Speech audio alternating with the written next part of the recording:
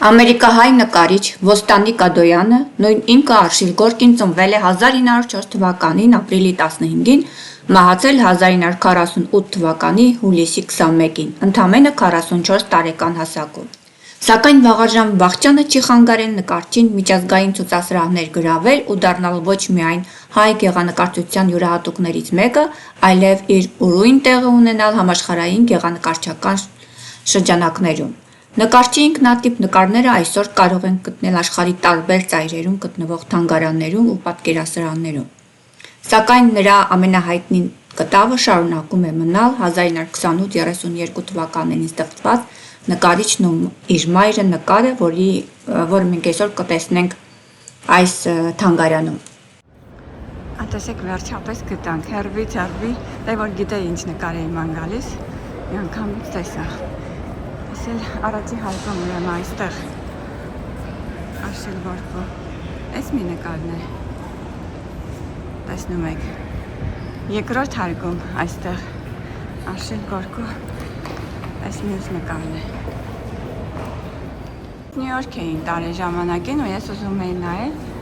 չէի կարողանում, Modern Art, Արշիլ Գորկի։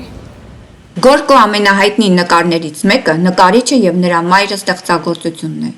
Հիշատակված 1926 թվականին։ Ստեղծագործությունը ունի երկու տարբերակ, որն էլ ավելի է մեծացնում նրա հանդեպ հետաքրքրությունը։ Դեռևս 1926 թվականին Գորկին իր քրոջից Ագապիից վերցնում է 1912 թվականին Վանում արված իր և մոր լուսանկարը, որը և որպես աղբյուր է ծառայում իր մտահղացումը իրականացնելու համար։ Նկարիչը և նրա մայրը կտավը ունի երկու տարբերակ, մեկը գտնվում է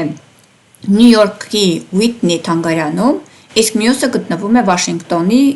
թանգարաններից մեկում։ Ըստ էության երկու նկարները նման են, փոքր տարբերություններ ունեն մեկը մյուսից։ Առաջին հայացքից երկրորդը մեկից տարբերվում է միայն մոր ավելի երիտասարդ դեմքով և փոքրիկ ոստանիկի քիչ բացված ոտքերով։ Եվ ահա երկրորդ տարբերակում, որ գտնվում է Վաշինգտոնի ազգային պատկերասրահում, մոր դեմքը ավելի ծերացած է, իսկ ոստանիկի ոտքերը ուղղված են։ Ամենահետաքրքիրը մոր ձեռքերի նկարելու պահն է։